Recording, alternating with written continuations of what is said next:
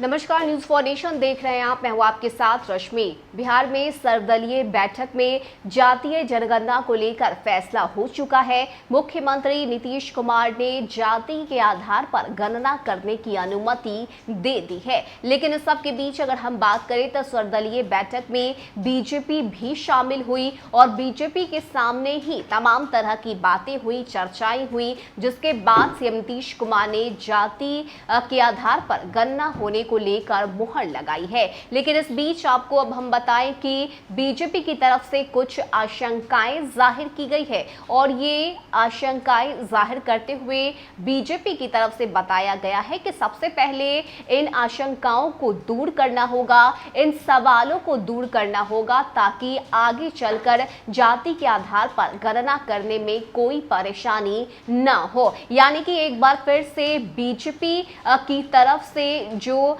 सवाल है वो उठाए गए हैं और यही वजह है कि अपने फेसबुक पोस्ट में तमाम तरह के सवाल लिखते हुए बिहार बीजेपी के प्रदेश अध्यक्ष संजय जायसवाल ने सीधे सीधे सीएम नीतीश कुमार से कहा है कि सबसे पहले ये जरूरी है कि हम तमाम तरह के अटकलों को दूर करें ताकि आगे चलकर कोई परेशानी ना हो। सबसे पहले आपको बताते हैं कि आखिर कौन कौन से सवाल बीजेपी के प्रदेश अध्यक्ष संजय जायसवाल की तरफ से उठाए गए हैं और अपने फेसबुक पोस्ट में क्या कुछ लिखा है संजय जायसवाल ने।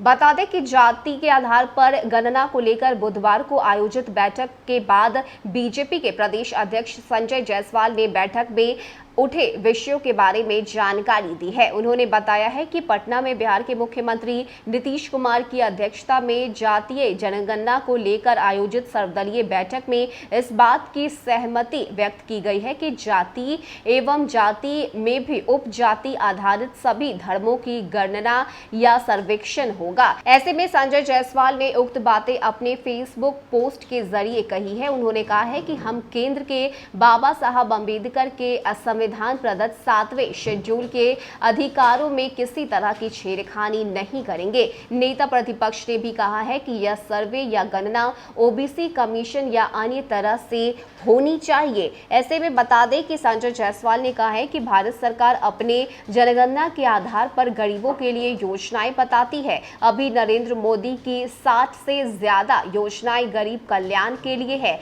हम कभी उसमें जाति आधारित विभेद नहीं करते।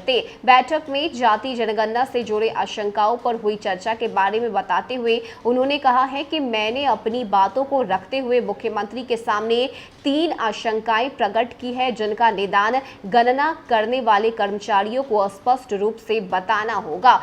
ऐसे में इन 3 आशंकाओं को जाहिर करते हुए बीजेपी के प्रदेश अध्यक्ष संजय जायसवाल ने लिखा है कि जातीय एवं उपजातीय गणना के कारण कोई रोहिंग्या और बांग्लादेशी का नाम नहीं जुड़ जाए और बाद में वह इसी के आधार पर नागरिकता को आधार नहीं बनाए। इसके साथ ही सीमांचल में मुस्लिम समाज में यह बहुतायत देखा जाता है कि अगड़े शेख समाज के लोग शेखोरा अथवा कुल्हड़िया बनकर पिछड़ों की हकमारी करने का काम करते हैं। यह भी गणना करने वालों को देखना होगा कि मुस्लिम में जो अगड़े हैं वह इस गणना की आड़ में पिछड़े अथवा अति पिछड़े नहीं बन जाएं। बीजेपी नेता ने कहा है कि ऐसे हजारों उदाहरण सीमांचल में मौजूद है जिसके कारण बिहार के सभी पिछड़ों की हकमारी होती है। और तीसरे आशंका में बीजेपी के प्रदेश अध्यक्ष ने लिखा है कि भारत में सरकारी तौर पर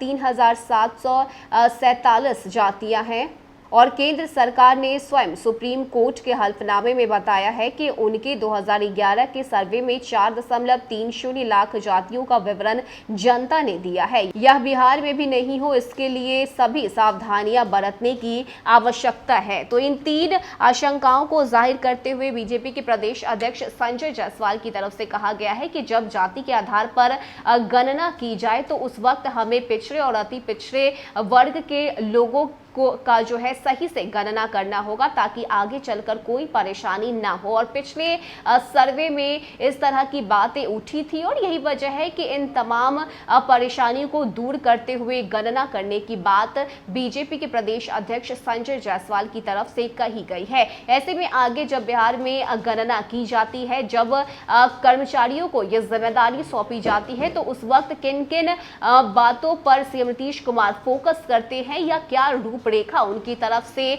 बनाई जाती है, ये देखना महत्वपूर्ण होगा। और ये भी देखना होगा कि आखिर बीजेपी की तरफ से जो बातें उठाई गई है उसको लेकर क्या कुछ स्पष्टीकरण मुख्यमंत्री नीतीश कुमार की तरफ से दिया जाता है। फिलहाल के लिए इतना ही। ज्यादा अपडेट के लिए आप बने रहिए न्यूज़4नेशन के साथ। नमस्कार।